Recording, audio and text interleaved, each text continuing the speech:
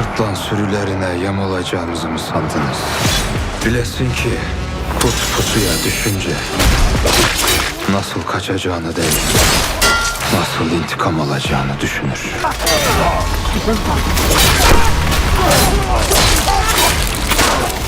Benim önüme çıkacak herkesi ve her şeyi acımasızca kesip atarım.